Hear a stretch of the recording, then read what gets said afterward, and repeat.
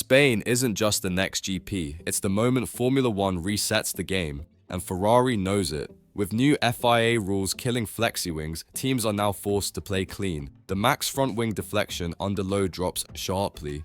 Tricks used in qualifying? Gone. Performance hacks hidden in aero elasticity? Banned. But while Red Bull and McLaren scramble in silence, Ferrari makes one move, a brand new front wing. Nothing else. It's not restraint, it's strategy. Fred Vasseur calls it a turning point. Translation? The SF25 was waiting for this reset. Built stiff, built clean, built legal. While others may fall without their tricks, Ferrari's package is finally stepping into the spotlight. No side pods, no floor changes, just the one part everyone abused. Replaced. And if it works, it's proof Ferrari was never off the pace. They were just playing the long game.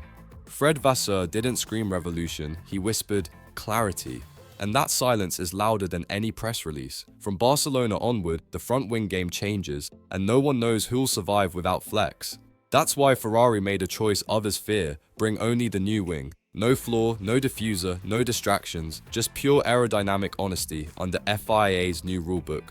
Why so careful? Because chaos reveals truth. By isolating one variable, Ferrari turns this into a science experiment. Every turn, every liftoff, every entry speed becomes a data point. No noise, no interference. If it works, they expose who depended on trickery. If it fails, they know exactly why.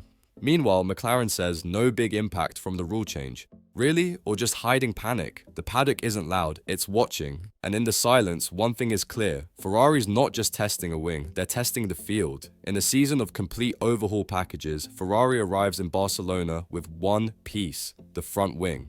That's not hesitation. It's intent. The FIA's crackdown hit where it hurts. The upper flaps, the zone of silent movement, the grey area that turned air into advantage. And now, it's where Ferrari makes their stand. By bringing only the front wing, they isolate the effect. The SF25 becomes a lab on wheels. Any gain or flaw in corner entry, braking stability, or rear grip can be traced back to that single part. No floor tweaks to mask symptoms, no side pod experiments to muddy results. This is Ferrari going surgical. Clean data, pure truth.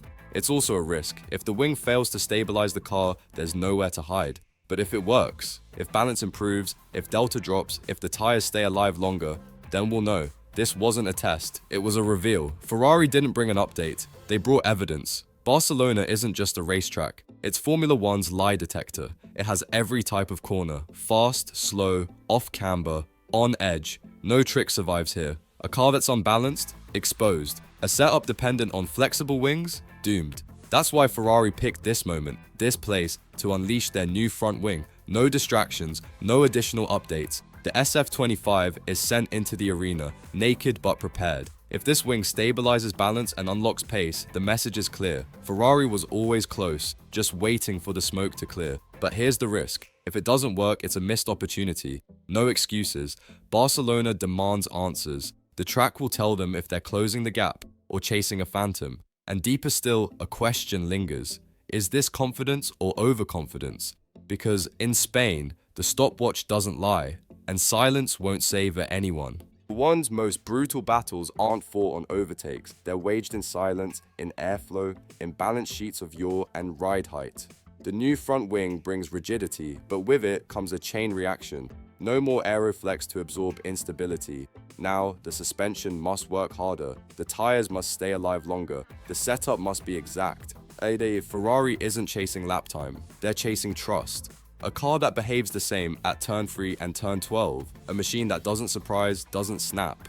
In a sport obsessed with chaos, Ferrari wants calm. But that pursuit hides a danger. If this wing is rigid and still the car slides, then the problem lies deeper. In the chassis, in the suspension, or in the design philosophy itself, because stability doesn't lie. And if the SF25 still feels unpredictable after the flex is gone, the issue was never the rules, it was the DNA. And Ferrari will have to face that truth. In front of the world, Hamilton doesn't need to say much. His silence speaks volumes. In Monaco, he looked restrained.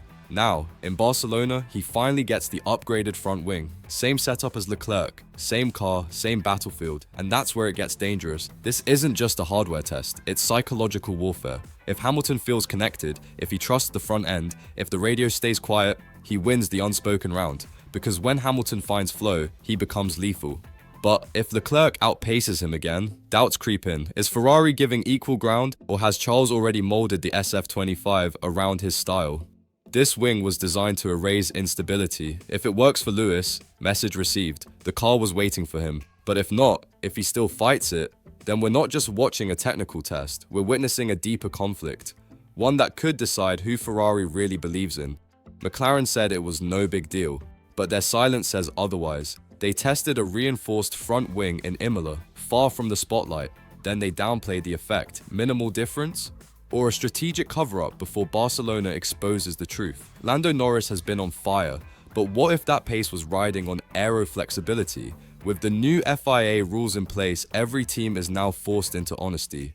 And McLaren might not like what that honesty reveals. Ferrari didn't bring a full package for a reason.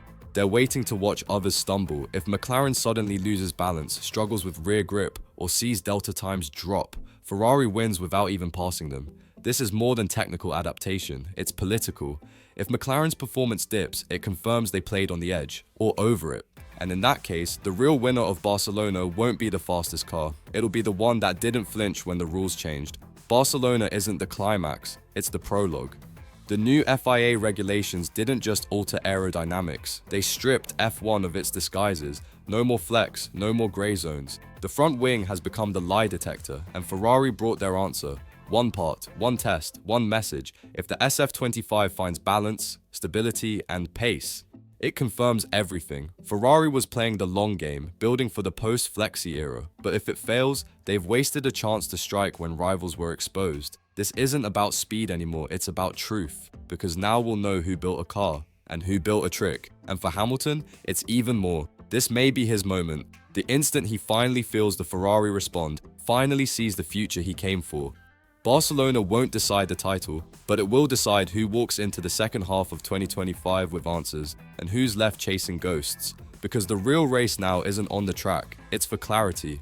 So now the veil is off. Ferrari brought only a front wing, but maybe that's all they ever needed. Hamilton looks sharper, the car more stable, and Barcelona gave us answers the paddock isn't ready to admit. But now it's your turn. Was this Ferrari's hidden plan all along? Did McLaren and Red Bull rely too much on flexi tricks? And most of all, do you think this is the real start of Hamilton's comeback? Let us know in the comments. Is the SF25 finally unlocked, or is this just another illusion waiting to crack? Drop your theory, we read everything. No PR spin, just truth. And if you believe the real stories of Formula One live in the shadows, hit like, share, and subscribe, because this was only the beginning.